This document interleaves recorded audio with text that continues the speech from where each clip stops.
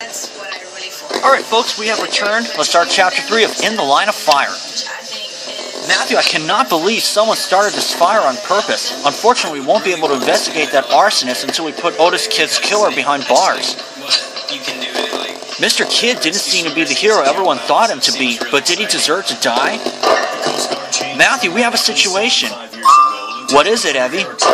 One of your suspects has broken into the commissioner's home. A certain Billy Thompson. He's causing a ruckus. Christ! What has gotten into Mr. Thompson? We must go to Commissioner Baldwin's house to find out what all this commotion is about. Over the harbor, and he saw all the people suffering, and he kind of saw the destruction. And the first thing that really left with him leaving that day was, I could have changed. Adelia Baldwin, make yourself known this instant. 100 years in aviation. Mr. Thompson, this is private property. You must calm down at once. I will do no such thing. Adelia owes me money, and I want it now. What money, Mr. Thompson? What are you rambling on about? Money that I earned with hard work. That is being spent on frivolities by an entitled child. You drove all this way to threaten a young woman to give you money? The commissioner's daughter, no less? Mr. Thompson, you will sit and wait until we have a word with you. Meanwhile, Marshal Matthew and I will search the house for Miss Baldwin.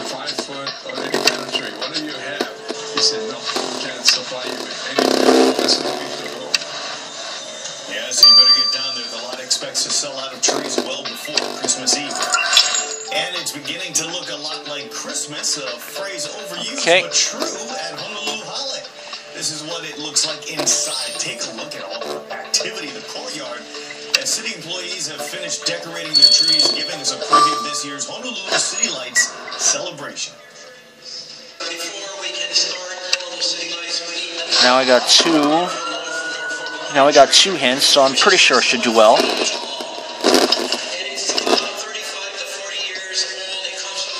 Okay, she's not in the crime scene.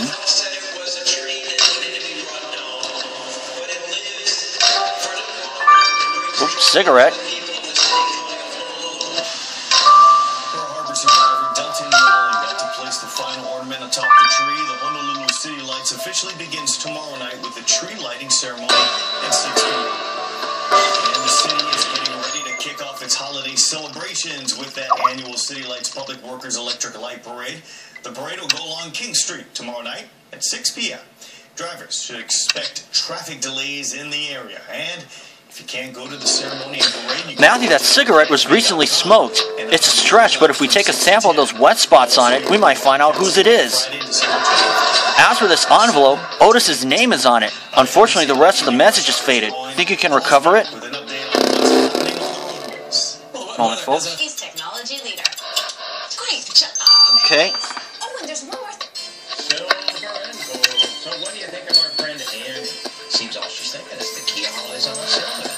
Hello, Kia will put you in a new Kia Optima, 14, Sorrento, or Solo. And you'll have no payments for 5 months. That's right, no payments for 5 months and 0% financing for 6 months. There we are. Bring your sleigh, we'll take it out. Clear substance. Matthew, if we run that sample you took from the cigarette under the microscope, I'm certain we'll determine who smoked it. Come check out this year's theme collections with a beautiful array of ornaments, decorations, floral accents, cute characters, and more. Make the holiday special by crafting your own cards, baked goods, decor, and of course, ornaments. Okay. We have a large selection of DIY clear ornaments to choose from. There's crafting fun for all ages with a variety of easy kits and lots of basic supplies. So create your own holiday magic here at Housemark Decorating Crafts. Do you need some money? Then we have a loan made just for you. Check out the personal loans from Oh, I'm definitely not going to get this one. Rates are really low, so you can use the loan to pay for a special occasion, cover school expenses and tuition, Perfume? handle any kind of unexpected expense. Brilliant work, Matthew. The wet spots on the cigarette come from an expensive French perfume. Why would Commissioner Baldwin spray his cigarettes with perfume? Oh, you're absolutely correct. Adelia does love everything French. These cigarettes must be hers. Matthew, young ladies don't usually indulge in smoking. Let us find Miss Baldwin and inquire about her rather unconventional lifestyle. We are known for coming together to take care of family. Seeing some moderate activity this afternoon. Heavier showers over in the Honolulu area. About her smoking habit. 3 inches of rain and causing those flooding problems. Miss Baldwin, we found your cigarette, the one you sprayed with French perfume. Smoking is an unusual activity for a lady. I'm not a regular lady. I smoke, drink, and even take my father's automobile for joyrides when he's not paying attention. What about your fiancé, Mr. Kidd? Was that true love or another rebellious action of unbridled youth? Of course it was a rebellion. In case you hadn't noticed, my fiancé was a delinquent. I even saw him out gallivanting about with Madame Zhang and her ladies in her fancy automobile. But I didn't care. Otis is going to take me away from this awful town, and that was all that mattered. I can understand a woman's need to spread her wings, but until Otis's murder is solved, you'll be going nowhere. Drifting to the north now, a trough of low pressure. As it lifts to the north, it will continue to keep that southeasterly flow going. And we've got another area of low pressure that will be moving in on Saturday, and that will help to keep the atmosphere unstable, which means stronger showers that come our way. Southeasterly winds pulling up that moisture, so the southeastern side of the Big Island should continue to be cloudy and wet. Ooh. Some of these scattered showers will move over. Dash my wig! Matthew, the envelope addressed to Otis reads, "Leave now and I won't have to harm you." That's quite a message. And inside the envelope there is a postal money order for 50 Concordian shillings made out to Otis Kidd. It would seem as if someone were trying to bribe Mr. Kidd into leaving town. But why? Indeed, Matthew, we must identify who purchased this postal order. Let us go see Evie without delay. Western Shores high surf advisory dropped for those beaches, but Eastern Shores continue to have the high surf advisory. 9 hours, and let's see what Mr. Thompson now has to say. At 8 to 12 feet for our northern shores tomorrow. And taking a About the look money at he's our demanding. weekend weather again, spotty showers for Saturday. Mr. Thompson, could you kindly tell us what all that commotion was about? What is all this talk of money? Otis owed me money. Money that I worked hard to earn. Money that he spent on that spoiled girlfriend of his. Well, tonight at 6. Otis was addicted to playing craps, you see. At first it seemed harmless enough. I would even play with him as well. But Otis was losing frequently and often found himself owing a good bit of money to the wrong kind of people. So would you loan him the money to pay off his gambling debts?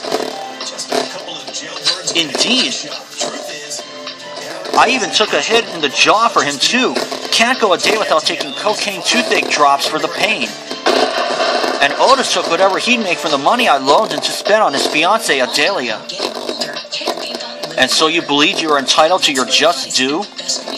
I'm not a greedy man. When Otis lost his job as a dockhand, I helped him get back on his feet. I loaned him money and got him the job on the fire brigade.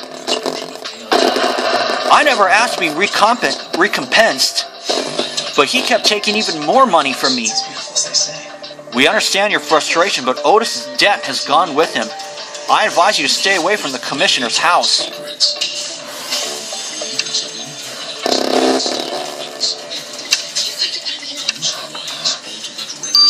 I'll let the postal order run its course. For now, this is Matthew. See you then. Alright folks, we've returned. Let's get the results of the postal order from Evie. Matthew, did you know the word shilling dates back to Old Norse where it meant the term division? I did not, but I do like to learn something new. And I suppose I will be learning about the postal money order we found addressed to our victim.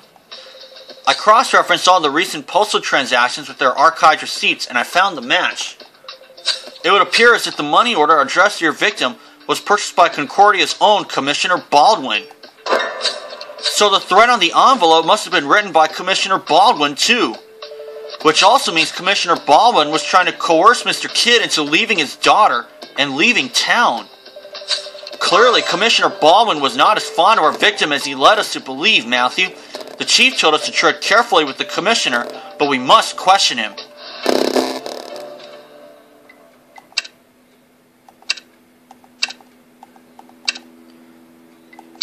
Still can't share coins. Man. About the thread he left. Commissioner Baldwin, we found the message and postal order you left for Mr. Kidd. Needless to say, you were not very fond of him. That man was a crook, pretending to be a hero all while running an illegal gambling ring. Don't get me wrong, I partake in the occasional dice game myself, but only in good jest amongst friends. But that man was a lowlife. He might have pulled the wool over Adelia's eyes, but he wouldn't fool me. With all due respect, Commissioner, paying him off does not reflect well on you. Marshal Matthew, I'd do anything to protect my daughter. Very well, Commissioner. Thank you for your time.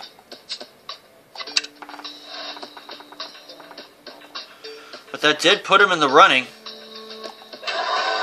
Matthew, you've done a splendid job uncovering clues in our murder investigation of Otis Kidd. But we're still one step away from apprehending our killer. What do you believe should be our next move? You're right. I've heard that many of the salvaged items from the burned evidence room were taken to the firehouse for safekeeping. We should go there this instant.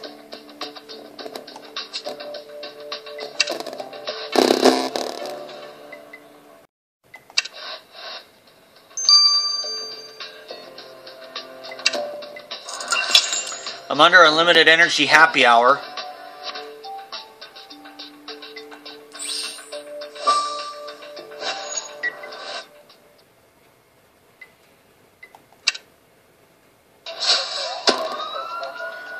As far as whether or not I'll be speeding things up, well, that remains to be seen. I've never had an unlimited energy happy hour when I'm this late into the case.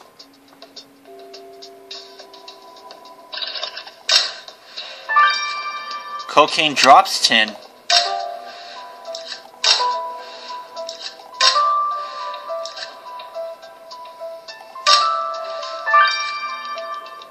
Fire alarm.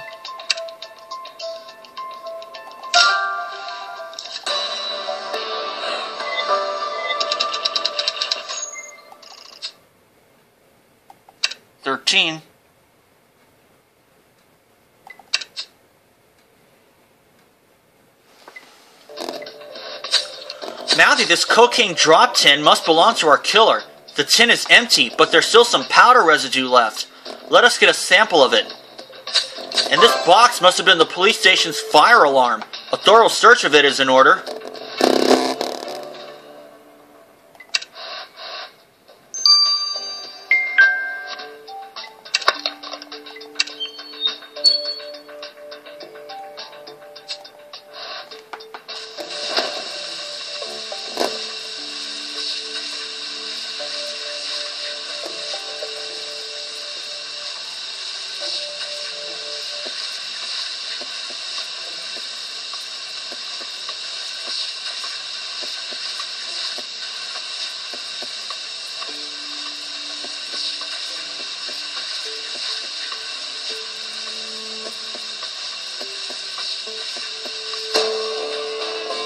Finally! This thing moves really slow. Matthew, Viola should be able to tell us more about that sample you obtained from the killer's tin.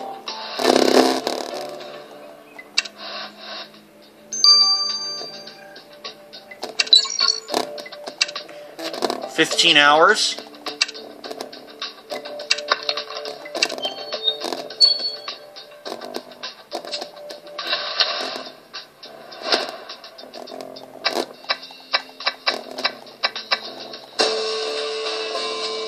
Gold coin. That golden coin you found in our crime scene's fire alarm is covered in blood. Could this blood be our victim's? I believe a visit to Viola is in order.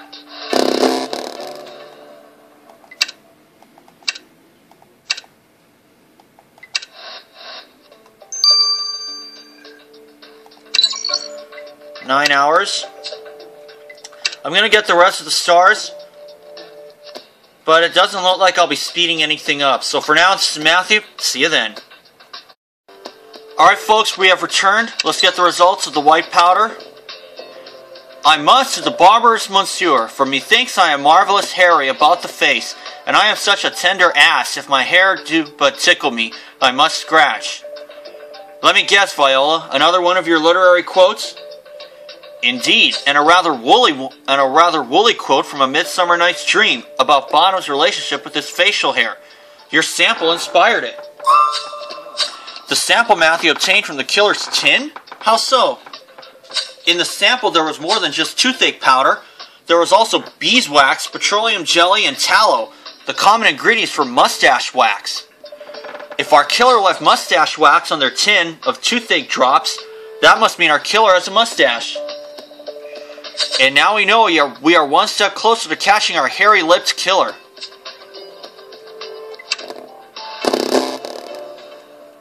Pretty obvious that the last clue means that that clue means that it's a man. Matthew, I have some information which could be of use to you. Excellent, Viola. We're all ears. Firstly, the blood type on the gold piece corresponds to your victim's type. Considering it was retrieved from the crime scene, I believe this is your victim's blood. Secondly, that piece of gold you found is not really gold, but rather a layer of gold over a silver base. This is a common technique performed on jewelry and clothing adornments. This particular item comes from the latter category. It's a button. The eyelet on the back has broken off, thus leaving the circular disc on its own. As we know, our victim wore only silver buttons on his coat. We can ascertain this gold button belongs to our killer. Matthew, our search will lead us to a killer who fancies wearing gold buttons. Matthew, your talents are undeniable. You've uncovered all the clues we needed to find our killer. Onward to the arrest.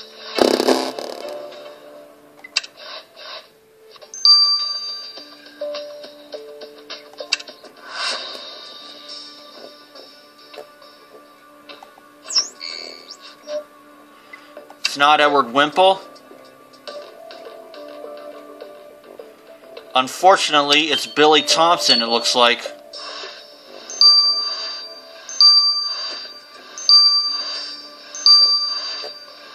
Yep. Mr. Thompson, you are under arrest for the murder of Otis Kidd. Not a very friendly thing to do to someone you considered family. Marshal, Matthew, I'm appalled you would think I could do such a thing. Otis was like my brother. Then why do we find residue of your cocaine toothache drops all over your brother's dead body? Hell's bells, Marshal Matthew. So having a toothache is a crime now? No, but shooting someone dead with a revolver, which was so carelessly left in the crime scene, is. Piffle, we were in a police station. That revolver could have been anybody's. Not everybody owns nor drives an automobile, but you do, and we found your automobile polish all over that revolver. I guess I'm found out. Much to my regret, I did murder Otis. There isn't much room for regret in a crime that's been premeditated. How does one go from friend to murderer? Otis had lost his way. He was so involved with impressing Adelia that he turned his back on me, on his past. That morning he told me he no longer had room for someone as common as me in his life. Me, too common for him? I'm the one that got Otis off the streets when he had nothing. He turned his back on you, so you shot him in the back? I never intended for it to go this far. I took one of the safety revolvers from the station, but I just wanted to scare him with it. But then we were called to the police station to put out that fire. When we got there, Otis started insulting me again, saying he couldn't let his fiance's father see him with someone like me.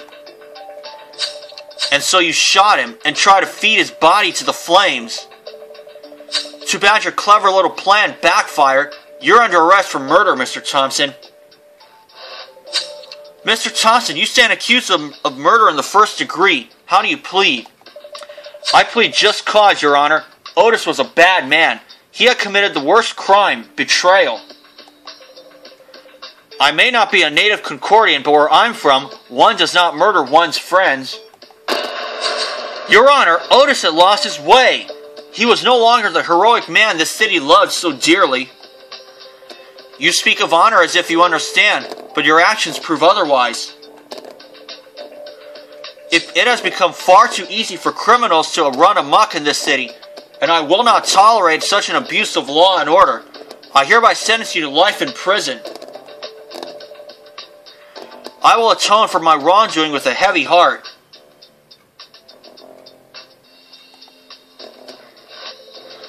Matthew, brilliant work on capturing Otis Kidd's murderer. Tragic, however, that it was his own friend who killed him.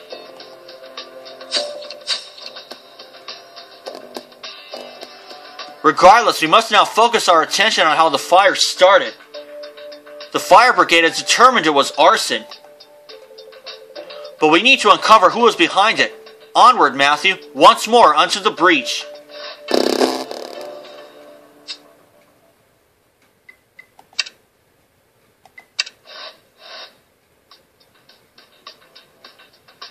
We're going to go to A New Beginning 3-6 next time.